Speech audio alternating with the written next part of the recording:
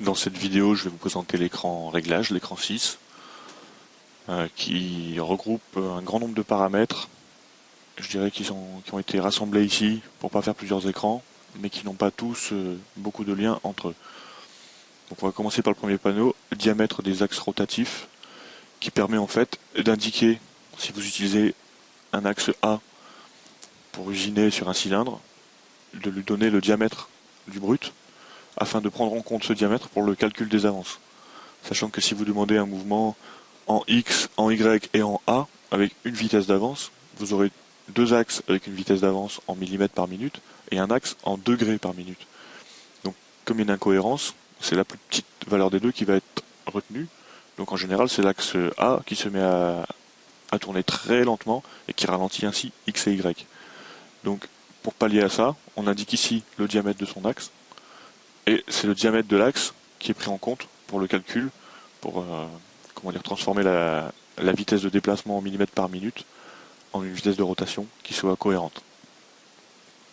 Ici vous avez un panneau position des encodeurs, donc qui permet en fait de brancher trois encodeurs et de visualiser ici, par exemple sur une fraiseuse conventionnelle, on va pouvoir récupérer les données qui viennent de la visu, enfin des règles, et afficher ici la différence, enfin non pas la différence, la coordonnée mesurée sur la machine. Donc, et on peut ensuite ENCX, visu X, donc charger la valeur qui est ici dans la visu qu'on va voir ici, notre visu, hein, ou faire l'inverse, charger la visu de Mach 3 dans la visu de l'encodeur, afin de pouvoir mesurer les déplacements. Donc ceci pour X, Y et Z. Un panneau manivelle, avec la vitesse de la manivelle et le compteur de la manivelle, c'est-à-dire le nombre de pas qui ont été déclenchés à partir de la manivelle. Donc c'est uniquement du retour d'infos pour vérifier le fonctionnement de votre manivelle si vous l'avez connectée, qu'elle ne fonctionne pas comme prévu. Ici, un panneau vitesse constante, où on va régler l'angle à partir duquel on passe en vitesse constante, enfin l'angle de seuil entre la vitesse constante et la vitesse constante, pardon, et la vitesse exacte, où on va faire un arrêt complet à chaque fin de mouvement. On active et on désactive l'avance de vitesse constante, ceci ici afin de spécifier, lorsqu'on est en vitesse constante, une avance spécifique. Typiquement, votre programme tourne à 2500 mm/min, mais vous voulez le lancer en vitesse constante. Vous savez que votre machine n'est pas capable de tenir 2500 mm/min en constante. Vous indiquez ici la valeur que vous voulez, 1500 par exemple, et le programme va être exécuté tant qu'il est en vitesse constante à cette vitesse-là. Si vous repassez en mode d'arrêt exact, le programme va essayer de passer à 2500 mm/min, mais faire des arrêts à chaque fin de mouvement, et donc le programme s'exécutera sûrement beaucoup moins rapidement. Vous avez ici un panneau qui concerne le décalage G59-254, qui est un décalage caché, qui permet, par exemple en sortie de Mach 3, de copier les valeurs des visus dans ce décalage, et ainsi au démarrage, de pouvoir récupérer cette valeur et d'avoir la machine qui se retrouve à la position où on l'avait laissée. Donc vous pouvez ici enregistrer la position courante dans le G59-254, vous pouvez retourner à cette position en passant par, donc ici vous pouvez indiquer trois coordonnées, qui serait un point de passage obligé avant de retourner à cette coordonnée. Par exemple pour éviter une bride, ou pour sortir la fraise de la matière, ou remonter suffisamment la hauteur de Z. Ici vous avez aller à G59-254, donc sans passer par ce point. Et ensuite vous avez ici aller à l'origine, qui permet tout simplement de retourner à la position d'origine. Ici un petit panneau pour les vitesses, avec spécifier les rapides. Donc si vous l'activez, vous avez la LED qui s'active. Et ici, vous allez donner la vitesse des rapides. Donc au lieu d'être la vitesse maximum des moteurs, ce sera la valeur entrée ici. Vitesse déplacement de joystick. Donc c'est si vous utilisez un joystick analogique pour déplacer vos axes, vous pouvez soit utiliser la vitesse lente, soit la vitesse actuelle, soit la vitesse max s'il est désactivé. Ici, un panneau suivi tangentiel qui permet en fait de pouvoir utiliser un axe rotatif pour orienter une lame de coupe, par exemple un cutter pour couper du vinyle, et de suivre en fait l'orientation du parcours d'outils. Avec ici une valeur angulaire sur laquelle on va remonter, sur un angle plus grand que 45 degrés, on va remonter ici. parce que s'il faut suivre un parcours, pour suivre un cercle, il n'y a pas de problème, mais pour couper une étoile, il vaut mieux remonter au niveau des angles très aigus.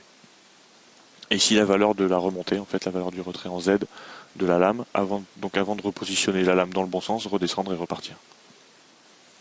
Ici, un panneau sur les rapports de broche, donc qui sont les différents rapports de broche très utilisés sur une fraiseuse conventionnelle, beaucoup moins sur un routeur. Vous allez pouvoir ici indiquer les plages de vitesse de chaque rapport, donc qui se configure ici dans le menu configuration. Ici, vous avez le rapport de broche engagé et les valeurs qui lui correspondent. Ici, un panneau concernant les axes qui sont désactivés. Donc ici, dans ma machine, on a configuré X, Y et Z, et pas A, B, C. Donc A, B et C sont allumés puisqu'ils sont désactivés. Vous pouvez désactiver un axe tout simplement en appuyant sur le bouton. Vous avez ici un panneau unité qui permet en fait de passer en G20 ou G21. Vous voyez ici, donc dans la ligne des codes actifs, je suis en G20 puisque j'ai cliqué sur Impérial, et G21 quand j'ai cliqué sur métrique. Donc ce ne sont pas les unités qu'on a configurées au début, ce sont uniquement les unités qui ont trait au programme.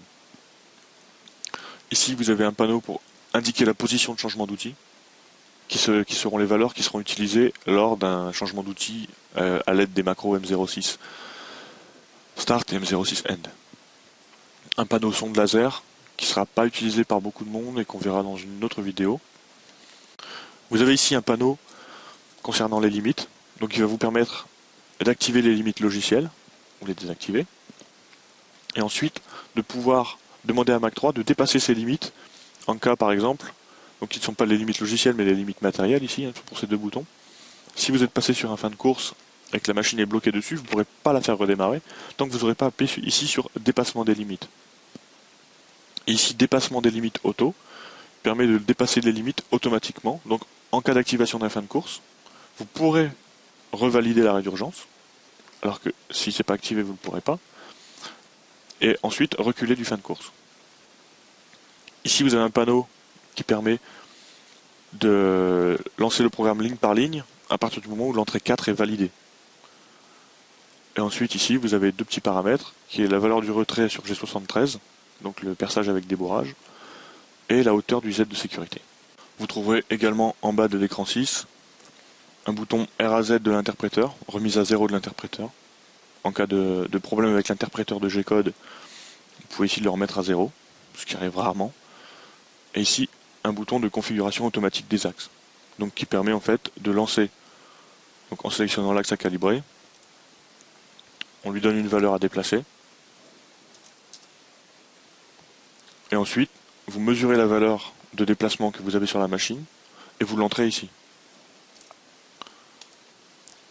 Et donc, il va vous donner la valeur qui a été calculée à partir de vos mesures.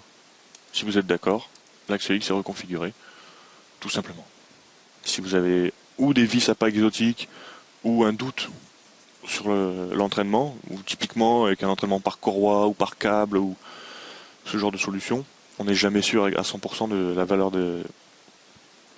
d'un pas, donc on configure automatiquement et au bout de quelques essais-erreurs, on arrive à quelque chose de tout à fait correct.